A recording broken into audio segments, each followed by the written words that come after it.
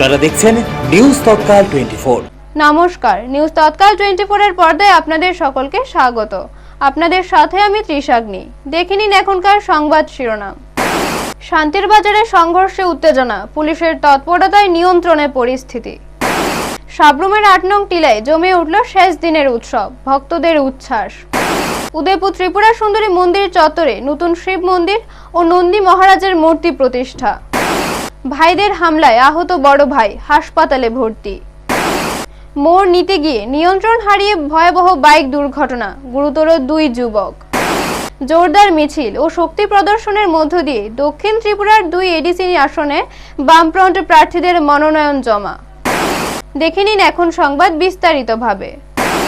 দক্ষিণ ত্রিপুরার শান্তির বাজারে আচমকা উত্তেজনারাজ, মারপিটকে কেন্দ্র করে থমথমে পরিস্থিতি। বৃহস্পতিবার সন্ধ্যায় শান্তির বাজারের নতুন ব্রিজ সংলগ্ন এলাকায় হঠাৎ করেই 2 পক্ষের মধ্যে সংঘর্ষের ঘটনা ঘটায় গোটা এলাকায় চরম উত্তেজনা ছড়িয়ে পড়ে। মুহূর্তের মধ্যে পরিস্থিতি উত্তপ্ত হয়ে উঠলে আতঙ্কে পড়েন স্থানীয় বাসিন্দারা। খবর পেয়ে দ্রুত ঘটনাস্থলে পৌঁছে যায় শান্তির বাজার থানা ও মনপাথর ফাঁড়ির পুলিশ। পরিস্থিতি সামাল দিতে তৎপর পুলিশ উভয় পক্ষকে ছত্রভঙ্গ করে এবং এলাকায় আইন শৃঙ্খলা বজায় রাখতে অতিরিক্ত বাহিনী মোতায়েন করা হয়। পরিস্থিতির গুরুত্ব বিবেচনায় দক্ষিণ জেলার পুলিশ সুপার ও অতিরিক্ত পুলিশ সুপার নিজে ঘটনাস্থলে উপস্থিত হয়ে নজরদারি জোরদার করেন। তাদের নেতৃত্বে বিশাল পুলিশ বাহিনী এলাকায় টহলদারি শুরু করে। বর্তমানে পুলিশের কড়া নজরদারিতে পরিস্থিতি নিয়ন্ত্রণে রয়েছে বলে প্রশাসন সূত্রে জানা গেছে। প্রাথমিকভাবে জানা গিয়েছে ওএনজিসিকে ঘিরে ঠিকাদারি সংক্রান্ত বিরোধ থেকেই এই সংঘর্ষের সূত্রপাত। বিষয়টি রাজনৈতিক মহলেও প্রভাব ফেলায় উত্তেজনা আরও বাড়ে। যে কোনো অপ্রীতিকর পরিস্থিতি এড়াতে রাতভর টহলদারি চালাচ্ছে পুলিশ। পাশাপাশি গুজব ছড়ানো থেকে বিরত থাকার জন্য সাধারণ মানুষের প্রতি আবেদন জানিয়েছে প্রশাসন। সকলের সহযোগিতায় পরিস্থিতি স্বাভাবিক রাখারও আহ্বান জানানো হয়েছে। বর্তমানে এলাকায় থমথমে পরিবেশ বিরাজ করলেও পুলিশের তৎপরতায় পরিস্থিতি সম্পূর্ণ নিয়ন্ত্রণে রয়েছে বলে আশ্বস্ত করেছে প্রশাসন। ব্যুরো রিপোর্ট, নিউজ তৎকাল 24। ছয়টা নাগাদ শান্তির বাজার অফিস্টাল এলাকায় এটা ঝগড়া হয়। এটা পিওরলি পার্সোনাল কনটেক্সট একটা ঝগড়া হয়েছিল, তো তাকে নিয়ে একটু সেন্সেশন হয়েছিল এলাকায়। তো যে কারণে ইনস্ট্যান্টলি যে ঘটনাটা হওয়ার পরে শান্তির বাজার থানা থেকে ইনস্ট্যান্টলি মুভ করা হয় এবং সিচুয়েশন কন্ট্রোল করা হয়। পরবর্তী সময় রেসপন্সও পাঠানো হয়, যদিও সিচুয়েশন এসকালেট করেনি এবং সবার সহযোগিতায় পরিস্থিতি একদম নর্মাল আছে। তো এখন পরিস্থিতি যখন সেন্সেশনের লিমিটে ডিস্ট্রিক্ট থেকে এসপি সাহেব এসেছিলেন, 9 ব্যাটালিয়ন থেকে কমান্ডেন্ট স্যারও এসেছিলেন। এখানে এটা টহলও দেওয়া হয় যাতে করে কোনো প্রকার এসকেলেশন, কোনো প্রকার রিউমারে যাতে কেউ কান না দেয়, সেই জন্য আমরা সাবরুম মহকুমার দোলবাড়ি 8 নং টিলার শ্রী রামচন্দ্র দেবের বাৎসরিক উৎসবের শেষ দিনে দেখা গেল উৎসবের আনন্দ আর ভক্তদের ভিড়। সকাল থেকে এলাকায় ছিল এক উৎসব মুখর পরিবেশ। দূর দূরান্ত থেকে বহু মানুষ এই অনুষ্ঠানে যোগ দেন।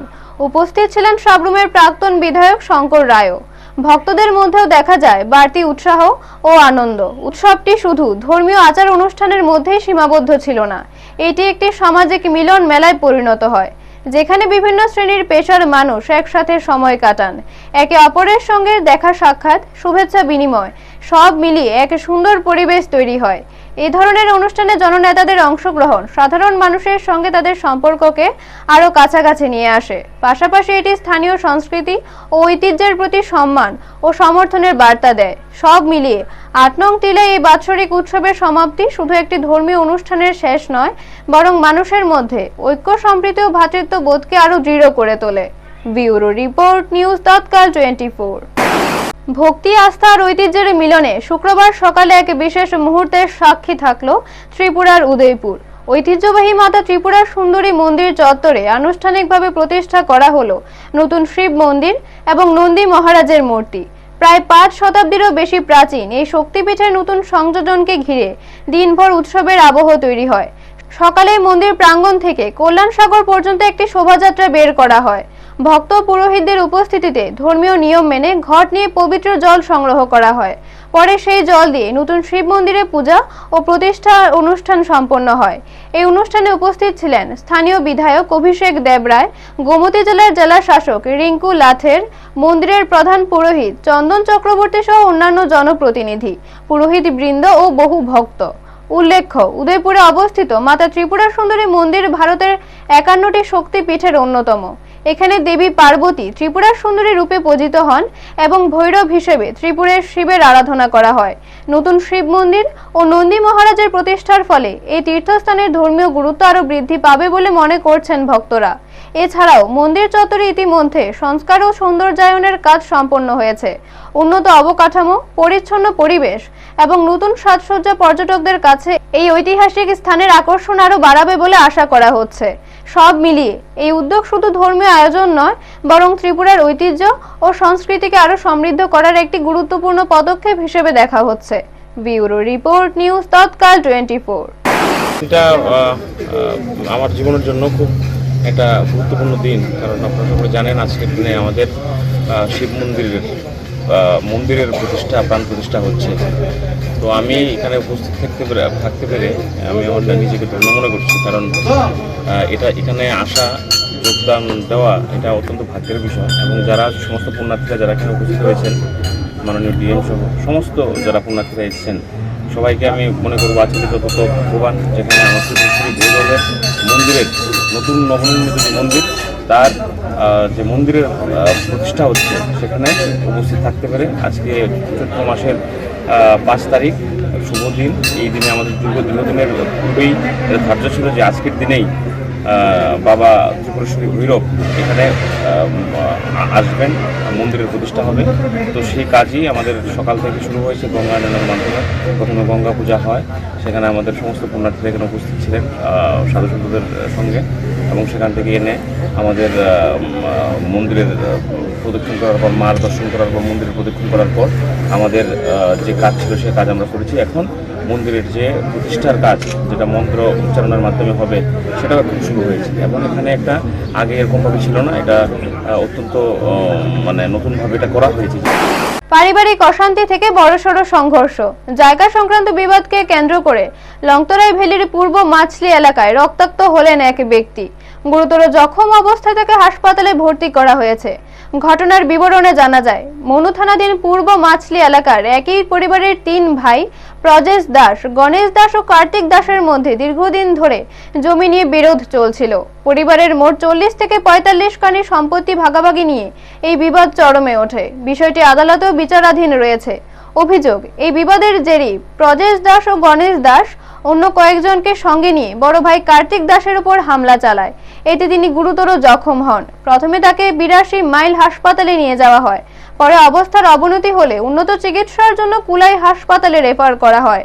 এই ঘটনায় আহত কার্তিক দাসের স্ত্রী সুজাতা পুরকায়স্থ মনু থানায় লিখিত অভিযোগে দায়ের করেছেন। অভিযুক্তদের মধ্যে রয়েছেন প্রজেশ দাস, গণেশ দাস, চম্পা দাস, সবিতা দাস, শান্তিবালা দাস ও সঞ্জিত দাস। তবে অভিযোগে দায়েরের পরও এখনো পর্যন্ত কাউকে গ্রেফতার না করায় পুলিশ প্রশাসনের ভূমিকা নিয়ে প্রশ্ন উঠতে শুরু করেছে।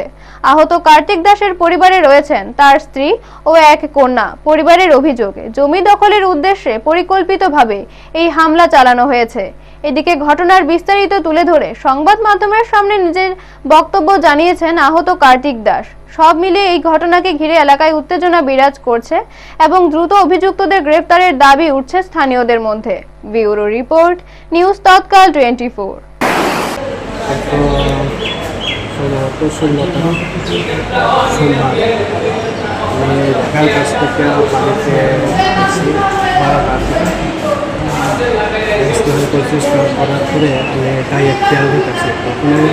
আমার বাড়ির দরজার সামনে বারিন্দা দিয়া নোংরা জায়গার থেকে তারা আমার ছোটো ভাই নোংরা জায়গার থেকে মাছ নিয়ে আসছে।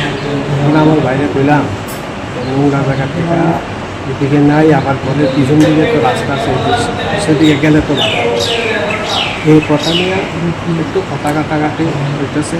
এমন সময় আমার 2 ভাই এবং 2 ভাইয়ের বউ, তারপরে আমার মা, তারা 5 জন মিলা হঠাৎ করে আমার উপরে ঘা, রড হয়ে আক্রমণ।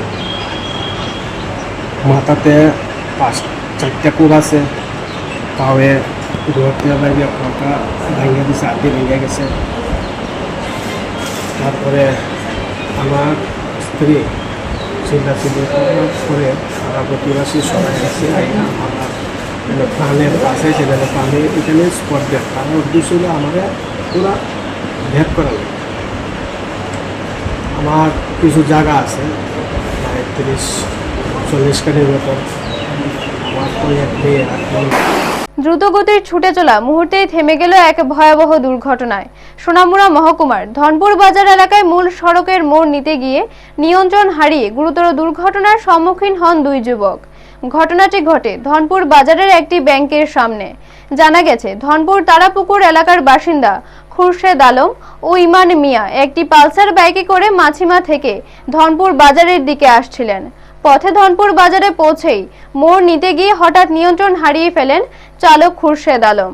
এতে বাইকটি সোজা গিয়ে ধাক্কা মারে একটি বিদ্যুৎ খুঁটির সঙ্গে। সংঘর্ষের জেরে চালক খুরশেদ আলম গুরুতরভাবে আহত হন এবং পেছনে থাকা ইমান মিয়াও বাইক থেকে ছিটকে পড়ে রাস্তায় লুটিয়ে পড়েন। দুর্ঘটনার পর স্থানীয়রা দ্রুত তাদের উদ্ধার করে মেলাঘর হাসপাতালে নিয়ে যান। সেখানে প্রাথমিক চিকিৎসার পর তাদের শারীরিক অবস্থা আশঙ্কাজনক হওয়ায় কর্তব্যরত চিকিৎসকরা দুজনকেই আগরতলা জিবিপি হাসপাতালে রেফার করেন। ঘটনাকে কেন্দ্র করে এলাকায় চাঞ্চল্য ছড়িয়ে পড়ে। ব্যুরো রিপোর্ট, নিউজ তৎকাল 24।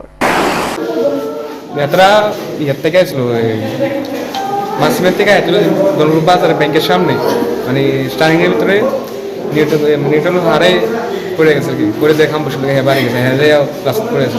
তোর বাড়ি কোন জায়গা? বাড়ি তারাপুর, দলপুর তারাপুর। এর নাম কি? এর নাম হলো খুরশেদ আলম। আর হ্যার নাম? ইমান মিয়া। নির্বাচনের আবহে জমে উঠছে রাজনৈতিক ময়দান। শুরু হয়েছে প্রার্থী মনোনয়ন জমা দেওয়ার পর্ব।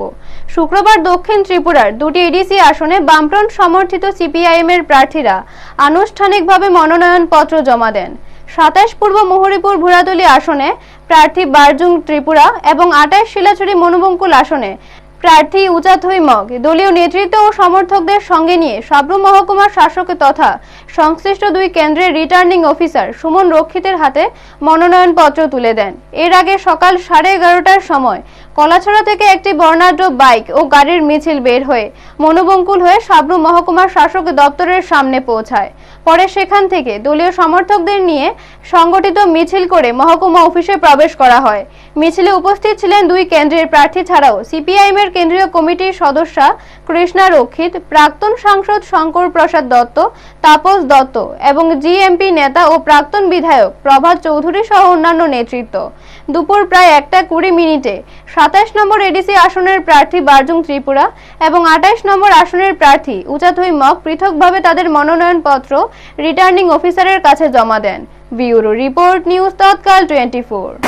হাতি এলাকা স্বশাসিত জেলা পরিষদের যে নির্বাচন ঘোষিত হয়েছে আগামী 12ই এপ্রিল, এই নির্বাচন উপলক্ষে আমরা বামফ্রন্ট মনোনীত সিপিআইএম প্রার্থী কমরেড বারজুং ত্রিপুরা এবং কমরেড উচাথুই মগ 27 এবং 28 নাম্বার জেলা পরিষদ এলাকার আসন নাম্বার, তাদের মনোনয়নপত্র জমা দেওয়ার জন্যে আমরা কলাছড়া থেকে বিশাল গাড়ির কনভয় নিয়ে আমরা সমস্ত মনুবঙ্কুল, রূপাইছড়ি এই সমস্ত এলাকাগুলো কাভার করে এখানে আমরা ওখানে 11টা থেকে শুরু করেছিলাম। এখন আমরা সাবরুম শহরে মিলিত হয়েছি।